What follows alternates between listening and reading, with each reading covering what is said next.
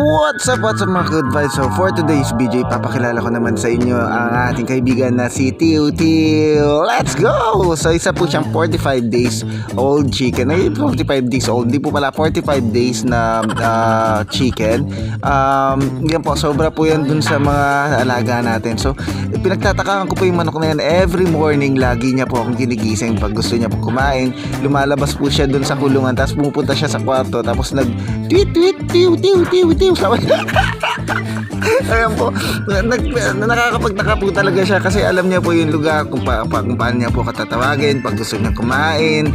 Kumbaga may isip po siya. Napakaganda. Sa bagay may isip naman po talaga lahat ng mga kapwa nila lang. Kaso talaga siya, para sa akin po is medyo special po kasi siya. Kasi nga po, very special po siya. Kasi po, among all other 45 days po, siya po yung may parang identity